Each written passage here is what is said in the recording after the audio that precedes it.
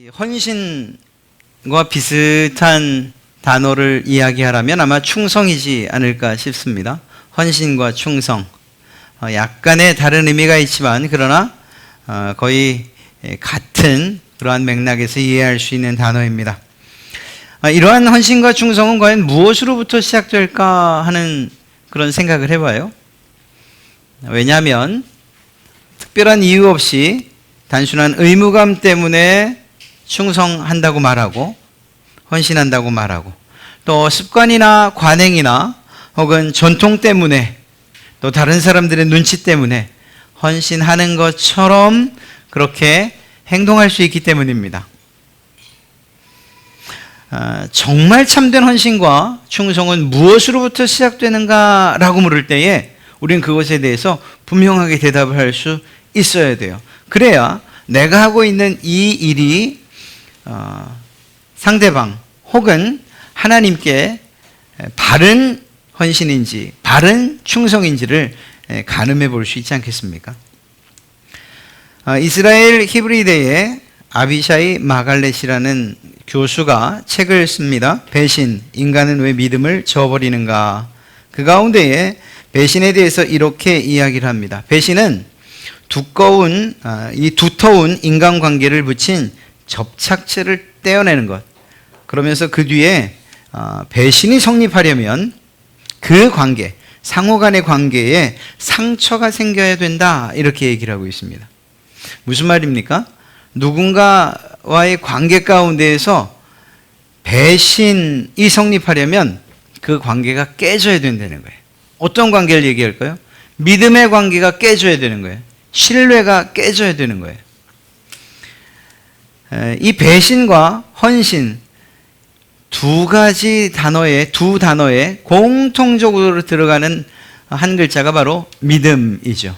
한편은 믿음이 있어서 그 믿음에 대해서 그리고 또 그 믿음을 드리는 것인 반면에 또 한편은 그것을 배반하는 것, 그것으로부터 그 믿음으로부터 등 돌리는 것. 이 믿음과 관련된 것이 바로 헌신이라는 사실을 오늘 말씀을 통해서 우리는 보게 될 거예요. 그러면서 루디아뿐만 아니라 우리 모든 성도들이 정말 하나님께서 기뻐하시는 헌신을 하려면 우리에게 있어야 될 것이 무엇인가? 열정이 있어야 되고 열심히 있어야 되고 그리고 재능도 있어야 되고 정말 그것이 이 헌신의 모든 필요한 요소들인가? 만약 그렇지 않다면 더 중요한 것이 있다면 그것은 무엇인가 하는 이것을 살펴보려고 합니다. 그리고 이러한 것들을 살펴보는 데 있어서 라합이라고 하는 한 인물을 생각해 보려고 합니다. 여전도의 헌신 예배라고 하면 참 성경에 기록된 여인들의 이야기를 대상으로 찾다 보니까 참 쉽지 않아요. 그래서 처음 생각은 에바브로디도를 할까 디모데의 이야기와 함께 준비하다 보니 남자들이에요. 그래서 또 이 루디아 여전도의 이야기를 하는데 남자들의 헌신과 충성을 이야기하려니 뭐 별반 다른 건 아니지만 그래서 이렇게 읽다가 또 고민하다가 라합의 이야기를 여러분과 함께 하려고 합니다. 라합의 이야기는 우리가 잘 알고 있어요. 우리가 2장 초반에서부터 이야기를 하고 있죠. 여호수아와 그리고 이스라엘 백성들이 가나안 점령을 앞둔 상태에서 정탐꾼을 보냅니다. 사실 정탐꾼이 필요 있었냐라고 물으면 어떤 면에서는 이 정탐꾼이 과연 필요가 있었을까 하는 그런 생각을 하게 돼요. 왜냐하면 가데스바네아에서 12명의 정탐꾼을 보낸 것도 하나님의 뜻이 아니었거든요. 이 모세와 그리고 그를 향한 백성들의 요청이 있었기 때문에 12명의 정탐꾼을 보냈던 거거든요. 오늘도 보면 이것이 하나님의 명령이라거나 혹은 하나님께서 원하신 바 그리고 이것이 가나안 정복의 필수적인 요소처럼 기록되어 있진 않아요. 그러나 어찌되었거나 이렇게 여호수아가 작전 사령관으로서 정탐꾼을 보내요. 그런데 성경을 가만히 읽다 보면 이 정탐꾼들이 몰래 들어오지는 못했나 봐요. 아니면 여리고의 정보력이 아주 뛰어났던가? 오늘 보면은 2절에 이렇게 기록하고 있어요. 어떤 사람이 여리고 왕에게 말하여 이르되 보소서 이 밤에 이스라엘 자손 중에 몇 사람이 이 땅을 정탐하러 이리로 들어왔습니다. 아주 명확하게 이야기해요. 정탐꾼으로 들어왔나 봅니다. 수상한 사람이 보입니다. 이게 아니고 이스라엘 자손 중에 몇 사람이 이 땅을 정탐하려고 왔습니다. 그리고 더 확실한 물증을 잡았다는 것처럼, 그리고 확실히 봤다는 이러한 투로 말하죠. 그리고 사실이었습니다. 그것은 3절을 보니 그 이야기를 들은 여리고 왕이 라합에게 즉각 사람을 보냅니다. 그리고 하는 말이 내게로 와서 내 집에 들어간 그 사람들을 끌어내라. 정탐꾼, 이스라엘의 정탐꾼이 여리고에 와서 라합의 집에 들어갔다라는 이 사실까지 아주 정확하게 뛰어난 정보력을 가지고 알고 있었어요. 이 정탐꾼들이 제대로 정탐 활동을 하지 못했나 봅니다. 어찌되었거나 이렇게 이스라엘의 정탐꾼들이 정체가 발각되고 그리고 위기에 놓였을 때에 이때 라합이 이 정탐꾼 2명을 살려 보내주지요. 사실 한편으로 생각하면 여리고 성 입장에서는, 여리고 왕 입장에서는 이 사람이야말로 배반자가 아닐 수 없어요. 그러나 그렇게 할 수밖에 없었던 이유가 과연 무엇일까? 여기서도 보면 여리고에 대한 헌신과 충성을 배신하고 여리고 왕에 대한 헌신이 배신으로 바뀌고 예전엔 알지도 못했던 하나님과 이스라엘을 향한 헌신의 자세로 돌아선 거예요. 왜 이 여인은 그렇게 했을까? 어쩌면 이렇게 생각하는 사람들도 있을지 몰라요. 야, 이 사람의 직업이 기생이라고 했으니까 엄밀히 히브리어 단어로 이 풀이를 해보면 창녀라고 그렇게 기록이 되어 있어요. 어차피 여리고성에서 내가 살아가는 일이 이렇게 힘든데 이 사람들에게도 손가락질 받고 저 사람들에게도 이렇게 조롱을 받는데 기왕지사 무너져버리는 세상 다 뒤집어지고 그리고 그냥 나 하나 살자라는 이런 심령으로 과연 이 정탐꾼들을 숨겨줬겠는가? 사실 그거 아니라고 성경은 기록하고 있습니다. 이 라합이 했던 행동, 그리고 그를 통해서 결국은 헌신과 진정한 충성이 무엇인가를 살펴볼 때에 빠져서는 안 되는 것이 무엇인가 하면 바로 믿음이라는 것을 우리는 보게 됩니다. 이들을 살려준 이 라합, 그 정탐꾼들에게 라합이 하는 말들 가운데에 이 라합이 과연 무엇을 믿고 있는가? 예전에는 어떤 것을 믿었는데 지금은 무엇을 믿고 있는가? 자신의 모든 인생을 새로이 믿는 것에 올인할 만큼 믿을 만한 가치가 있었던 것인가? 이것을 살펴볼 필요가 있다는 것입니다. 8절 보면 9절이죠. 9절. 지붕에 올라가서 그 정탐꾼들에게 말합니다. 9절. 여호와께서 이 땅을 너희에게 주신 줄을 내가 아노라. 우리가 너희를 심히 두려워하고 이 땅 주민들이 다 너희 앞에서 간담이 녹나니 이는 너희가 애굽에서 나올 때에 여호와께서 너희 앞에서 홍해물을 마르게 하신 일과 너희가 요단 저쪽에 있는 아모리 사람의 두 왕 시온과 옥에게 행한 일 곧 그들을 전멸시킨 일을 우리가 들었습니다. 여기서 보십시오. 그 뒤에 또 다른 고백이 나오는데 이 라합이 정탐꾼들을 마주하는 순간 그들에게 헌신할 수밖에 없었고 더 나아가 하나님에게 헌신하기로 결정했던 이유가 여기에 이제 나타납니다. 그의 믿음의 대상이 바뀌어졌다는 것을 이야기하고 있는 것이죠. 첫째로 라합은 여호와 하나님께서 이 가나안 땅을 이스라엘 사람들에게 주었다라는 이 사실을 믿었습니다. 여리고성에서 이렇든 저렇든 거의 일평생을 살아오거나 아니면 또 참으로 힘 있는 날들을 살아왔던 라합 입장에서 본다면 그것이 삶의 터전이에요. 여리고가 말입니다.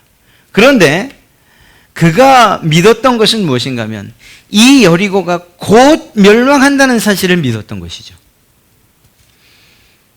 철로역정을 보면 크리스찬이 자기가 살던 곳을 떠나게 되는 아주 분명한 이유가 있습니다. 그 성 이름이 뭐였죠? 장망성. 장차 멸망할 성이었어요. 이 사실을 알게 됐을 때, 그리고 이것이 분명하게 믿어졌을 때 그는 그것을 떠나지 않을 수가 없었던 거죠. 오늘날도 사실 아주 쉬운 이야기만 여러분에게 예를 들어 말씀드려도 우리도 똑같은 일들을 하고 있을 거예요. 예를 들어서 분명하게 오늘 우리가 예배하고 있는 이 예배당이, 이 건물이 이 테러범들에 의해서 1시간 뒤에 폭파가 된다는 분명한 정보를 우리가 입수했어요. 그럴 일은 없어요. 그렇다고 한다면 이것에 대한 믿음이 있는 사람과 그것을 못 믿겠다는 사람들의 반응은 둘로 나눌 수밖에 없어요. 못 믿겠다는 사람들은 이렇게 시원한 에어컨 아래서 편안하게 있는데, 그리고 지금까지 아무 일 없었는데 그런 일이 있을 리가 있겠는가라고 생각하는 반면, 그래서 아무런 태도도 취하지 않겠죠. 그러나 그것이 분명히 사실이라고 믿고 그리고 그 믿음에 따라 행동하는 사람들은 이곳으로부터 탈출할 수밖에 없는 거예요. 라합도 마찬가지입니다. 라합은 선택을 했어야 해요. 내가 무엇을 믿을 것인가? 지금까지 살아온, 그리고 여리고성은 철옹성이라고 할 만큼 두 겹의 성벽으로 쌓여 있는, 그리고 바깥에는 수로가 흘러서 쉽게 침범할 수 없는, 성벽의 두께만도 2m가 넘는, 이렇게 크고 그리고 그 누구도 쳐들어올 수 없는, 그래서 가나안의 그 초입에 서 있는 가나안 전체를 지키는 성이라고 해도 틀리지 않는데 이 성이 함락된다고? 무너진다고? 난 믿을 수 없어 라는 그러한 반응을 보일 수도 있었겠지만, 그러나 라합은 그 믿음을 버려요. 말 그대로 배신해요. 그리고 새로운 믿음에 도전을 하고 그리고 그 새로운 믿음을 받아들이고 그것에 헌신합니다. 그것이 무엇이었어요? 하나님께서 이스라엘이라고 하는 민족을 들어서 여리고를 치실 것이다. 이 가나안 땅을 이스라엘에게 주셨다라는 이 말에 대해서 믿습니다. 여기에 사용된 이 단어의 시제를 보면 주셨다라고 이야기하고 있어요. 즉 다시 말해서 이미 완료된 완료형 이 단어를 쓰고 있다는 거예요. 아직 쳐들어오지도 않았는데 말이에요. 아직 공격이 시작되지도 않았는데 이미 하나님께서 이스라엘에게 이 가나안을 주셨다. 이것은, 이러한 표현들은 어디에서 나오는 걸까요? 바로 믿음에서 나오는 거예요. 하나님께서 이렇게 가나안 땅을 이스라엘에게 주셨다는 것을 자기의 입으로 고백하고 있는 것입니다. 그렇게 본다면 어떤 경로를 통해서 알게 됐는지 모르지만 이 라합은 이미 하나님을 알고 있었어요. 하나님의 계획도 알고 있었어요. 그리고 그 하나님에 대한 그 지식과 하나님의 계획에 대한 이 알미, 결국은 그가 무엇을 믿을지, 하나님을 믿을지 아니면 여리고성과 그 왕을 믿을지에 대한 결정을 하게 했던 것입니다. 사랑하는 성도 여러분, 여러분이 우리 루디아회를 비롯해서 여러분 모든 성도분들, 우리가 하나님 앞에 헌신하고 싶지 않은 사람은 없어요. 누구나 하나님을 진실되이, 그리고 더 나아가 충성된 일꾼으로 인정받고 싶어 해요. 이건 저뿐만 아니라 여러분 모두가 다 그러한 마음이 있을 거예요. 하나님께서 우리의 믿음과 신앙을 자라게 하시고 그리고 그 안에서 하나님의 일꾼으로서 사용되길 원해요. 그렇다면 우리가 해야 될 것이 무엇인가 하면 내가 무엇을 믿고 있는가에 대한 분명한 기준이 있어야 돼요. 내가 교회는 다니고 있지만 정말 하나님을 믿고 있는가? 아니면 여전히 내 힘과 내 능력을 믿고 있는가?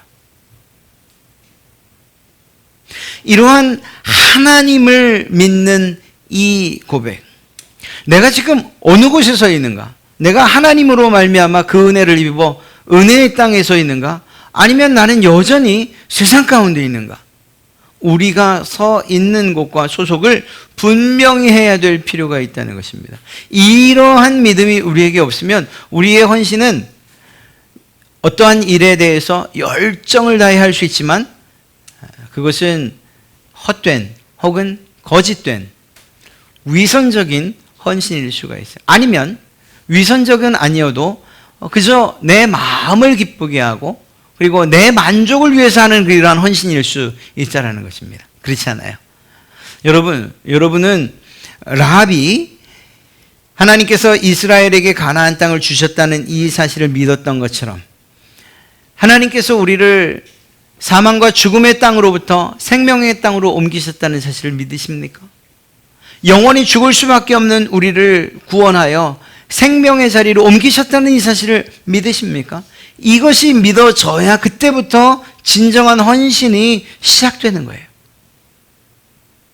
내 소속도 알지 못하고 내가 어디에 있는지 알지도 못한 채에 우리가 헌신한다. 이것은 한계를 드러낼 수밖에 없고 그리고 명확한 기준에 의해서 내 만족 혹은 그러니까 자기 만족 혹은 위선적인 이러한 헌신이 될 수 있다는 것을 기억하셔야 돼요. 하나님께서 우리의 신분을 바꾸어 변화시켜 주셨다는 것, 우리를 하나님의 자녀로 삼으셨다는 것, 우리가 천국 백성이 됐다는 사실, 이러한 사실에 대한 분명한 믿음이 있어야 할 줄로 믿습니다. 또 한 가지는 라합은 자신을 포함해서 온 가나안 사람들이 이스라엘 사람들 때문에 떨고 있다는 사실을 알려줍니다. 그것을 믿고 있는 거예요. 이 9절 말씀이 바로 그것입니다.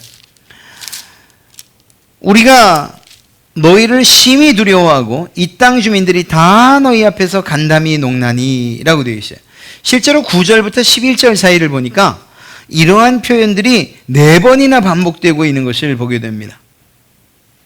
심히 두려워하여, 간담이 농나니, 10절에도 보니 11절을 보니까 곧 마음이 녹았고 그리고 정신을 잃었다. 이렇게 4번의 표현들을 통해서 자신들이 이 여리고성 사람들이 얼마나 하나님을 두려워하고 있는지, 이스라엘 백성들을 두려워하고 있는지 이것들을 이야기하고 있는 것입니다. 하나님께서 백성들을 위해서 싸우실 때에, 자기 백성들을 위해서 싸우실 때에 그 적이 되는 사람들이 어떻게 멸망당하는지, 어떻게 무너지는지에 대한 확실한 믿음을 가지고 있었던 거예요. 만약에 라합이 반드시 여리고가 이기지, 아무렴 이러한 초롱성을 누가 이기겠어? 이 성을 무너뜨릴 자가 결코 없어. 아무리 이스라엘 백성이라고 해도, 아무리 하나님이라고 해도. 만약 이러한 믿음을 가졌다면 그 정탐꾼들을 숨겨주겠습니까? 아니면 고발하고 신고하겠습니까? 이건 무르나 마나예요. 하나님께서 이 여리고성을 무너뜨리실 것이라는 이 사실에 대한 확실한 믿음이 있었던 거죠. 예. 그러한 생각과 또한 그러한 마음이, 이러한 소식이 결국 공포로 자리 잡게 된 거예요. 앞서 말씀드렸던 크리스찬이 장망성에서 도망 나올 수밖에 없었던 그 이유처럼 자신들이 하나님이 하신 일, 이스라엘 백성들이 하신 일에 대한 그 일이 허풍이 아니고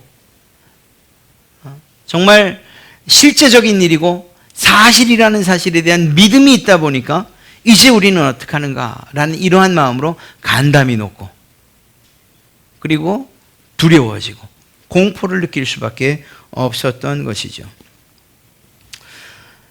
분명한 것이 무엇인가 하면 이스라엘은 분명히 가나안을 상대로 승리할 것이라는 이 사실이었어요. 이것을 라합이 믿고 있었어요. 다른 사람들이요? 알고 있었고 믿었죠. 그러나 그들은 한 가지를 선택하지 못해요. 여리고를 버리지 못해요. 하나님을 선택하지 못해요. 라합에게 있어서 매우 중요한 것 한 가지가 무엇인가 하면 그가 믿는 바에 대한 그 믿음을 행동으로 옮겼다는 이 놀라운 사실입니다. 우리에게도 마찬가지예요. 우리가 헌신을 할 때에 하나님께서 승리하실 것이다. 그리고 하나님께서 정말 이 모든 세상의 악들과 그리고 죄들 그리고 사탄을 대적해서 승리하실 것이라는 이러한 믿음이 있다면 우리는 그 하나님을 찬송하고 그 하나님 편에 서야 하는 것, 이것이 옳은 것입니다. 무엇보다 이스라엘 백성들의 전술적인 이러한 그리고 전략적인 이유 때문에 승리한 것이 아니고 하나님께서 그들을 승리하게 하셨다는 사실을 이 라합이 믿었던 거죠. 그리고 그 믿음이 결국 정탐꾼들을 숨겨주는 일로 나타난 거예요. 여리고 왕이 이 이야기에 대해서 이러한 이 반응에 대해서 여리고 왕은 늘 담대했을까요? 아, 난 왕이니까 내게 군사가 있으니까 그랬을 수도 있어요. 그러나 여리고성 사람의 입장에서 두려웠다라고 하고 공포를 느꼈다라고 한다면 여리고성 그 왕도 역시 동일한 마음이었을 거예요. 그러나 그가 마음을 바꿔 그 정탐꾼들을 살려주거나 혹은 이스라엘에게 투항을 하거나 이러한 일들은 없었죠. 그 믿음이 행동으로 옮겨지지 못한 것이라 말할 수 있습니다. 가장 중요한 것을 말씀드린다면 라합은 이 하나님이 어떤 분인가에 대해서 분명히 알고 있었어요. 이러한 하나님에 대한 이 놀라운 그리고 선한 이 지식이 없었다면 앞에 두 가지, 이제 우리는 멸망할 것이다. 또 이 두 번째 이야기하고 있는 것처럼 이스라엘 백성들 때문에 하나님 때문에 간단히 녹아져 내리는 이러한 일은 없었을 거예요. 라합에게 있었던 가장 중요한 핵심 그리고 그 믿음의 가장 중심에 있는 것이 무엇인가 하면 하나님 그분에 대한 믿음이 있었다는 것입니다. 어떻게 하나님을 알게 됐는지는 알 수 없어요. 그러나 하나님께서 이스라엘을 위해서 역사하셨던 일들에 대해서는 너무나도 소상히 알고 있어요.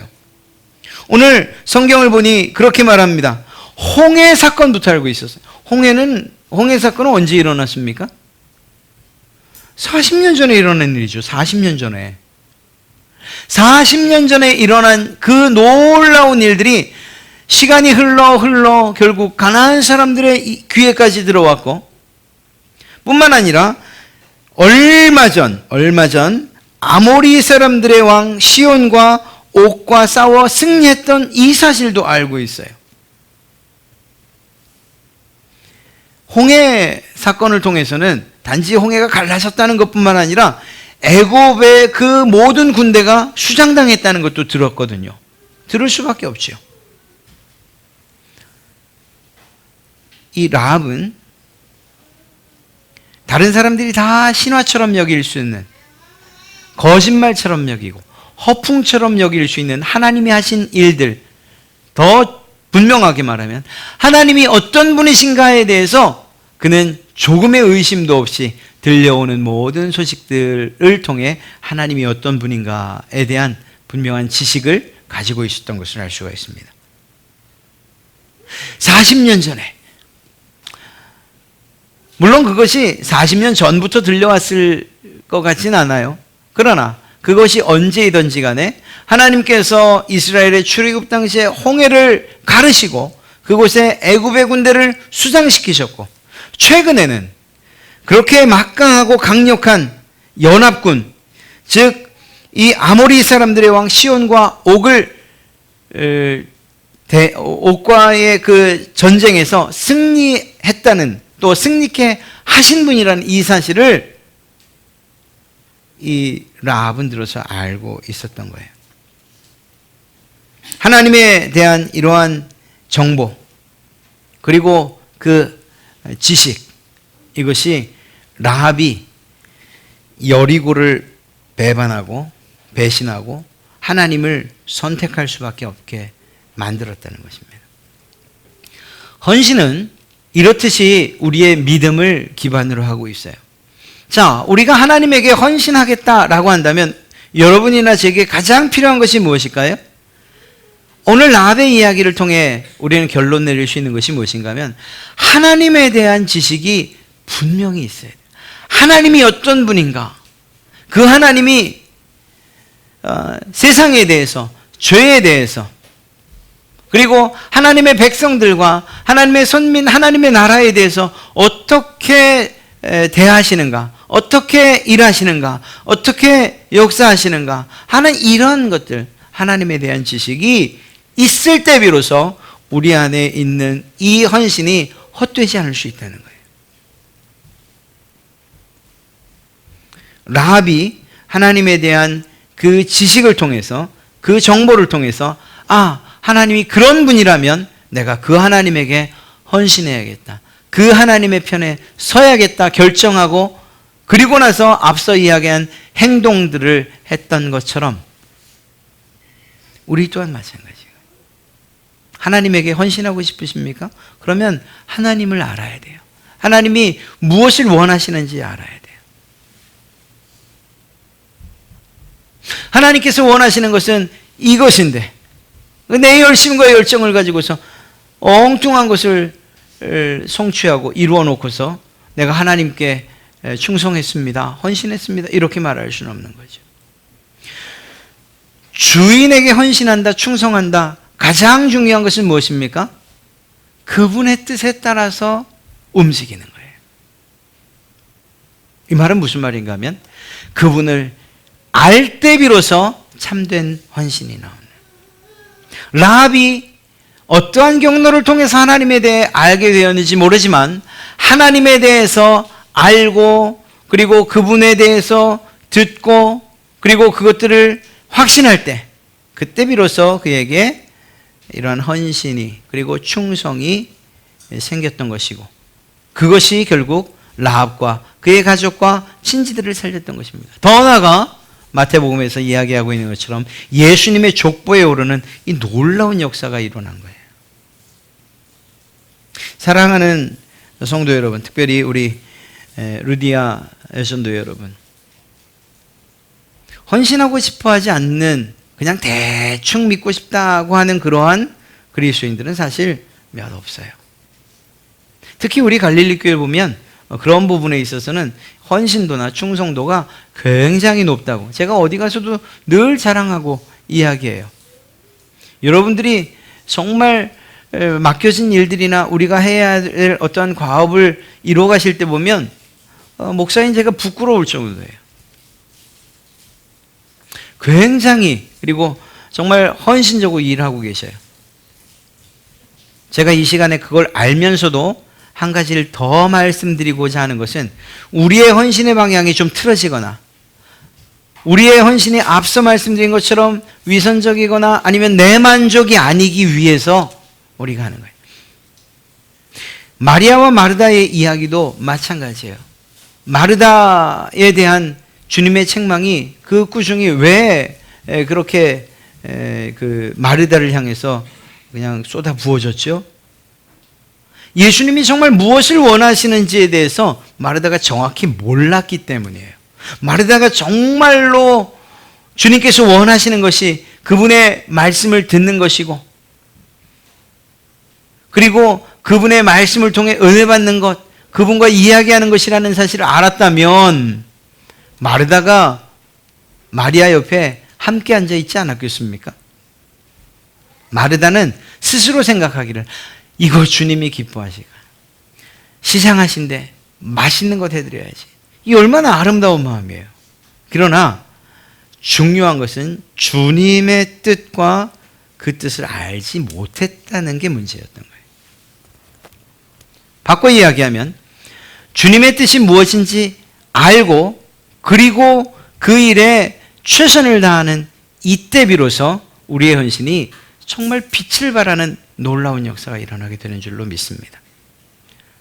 성경의 역사뿐만 아니라 기독교의 역사를 보세요. 아니, 그러한 믿음의 선진들 말고 그냥 예수님 한 분만 보세요. 그분이 어떻게 그 십자가를 지실 수 있었는지. 사명이니까요? 이 온 인류를 구원해야 되는 그러한 구원에 대한 의무감 때문에? 아니에요. 그렇지 않아요.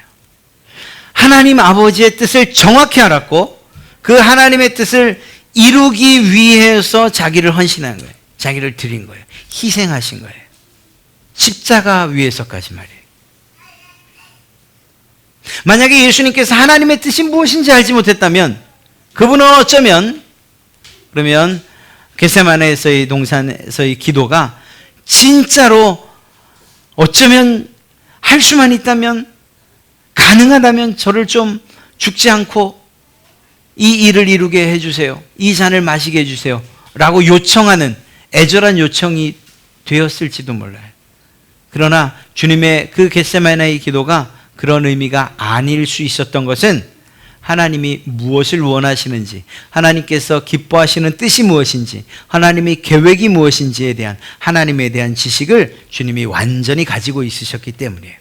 그렇기 때문에 헌신할 수 있었어요. 희생을 당하면서도 충성할 수 있었고 결국 십자가에서 하나님의 뜻을 이루기 위해서 매달리시고 결국 마지막 다 이루었다라는 말씀으로써 그의 사역을 마치실 수 있었던 거죠. 사랑하는 성도 여러분, 그저 우리의 마음 가운데 나도 헌신하는 자 되고 싶습니다. 충성하는 자 되고 싶습니다. 이것으로 끝날 것이 아니고 그러기를 원하신다면 먼저 하나님 그분이 어떤가, 그분이 어떤 분인가에 대해서 먼저 깊이 있게 말씀을 통해 연구하시고 또한 기회가 될 때마다 들으세요. 하나님이 어떤 분인가, 내게 무엇을 원하시는가, 하나님의 뜻이 무엇이고 하나님의 계획이 무엇인가, 나를 향한 계획이 무엇이고 우리 루디아회를 향한 계획이 무엇이고 우리 교회를 향한 뜻이 무엇인가, 이러한 하나님의 뜻을 말씀을 통해서 알아가기를, 이러한 지식의 알에 대해서 정말 갈급함이 여러분들에게 있으시기 바랍니다. 그때 비로소 우리가 하는 사소한 일들도 하나님께서 크게 기뻐하시는 헌신이 될 수 있는 거예요. 요란스럽게 막 하지 않아도 그래도 하나님의 뜻에 정말 초점을 맞춰서 어떠한 일들을 할 때 그때 하나님의 기쁨이 되는 줄로 믿습니다.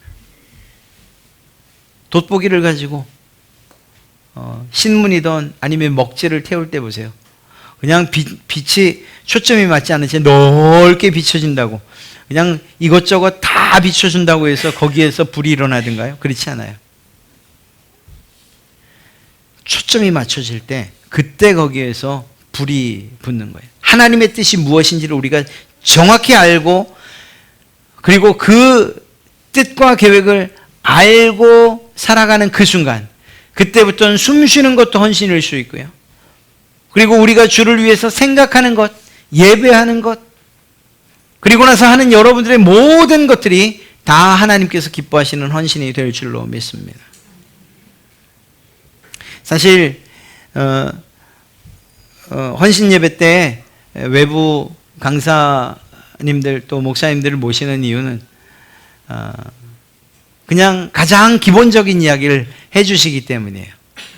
우리 상황, 우리 에스더, 루디아, 마리아, 또 제1, 남전도회가 얼마만큼 정말 하나님 기뻐하시는 헌신을 하는지 모르니까 제가 할 수 없는 가장 기본적인 얘기를 여러분들에게 마음 편하게 그냥 막 해주시기 때문에 그런 점에서는 저도 여러분들의 신앙에 도움이 될 거라 이렇게 생각하고 모시는 거예요. 그러나 사실 저는 여러분들과 함께 지내고 또 여러분들이 어떻게 애쓰고 어떻게 수고하고 어떻게 헌신하는지를 알기 때문에 지금 하고 있는 일들에 대해서는 드릴 말씀이 없어요. 다만 말씀드린 것처럼 우리의 헌신이 헛되지 않도록, 허공을 친 것과 같은 그러한 몸짓이 되지 않도록, 그러기 위해서는 하나님께서 어떠한 일들을 할 때마다, 또 어떤 일들을 계획할 때마다 이것이 하나님이 기뻐하시는 일인가, 하나님께서 내게 원하시는 뜻인가,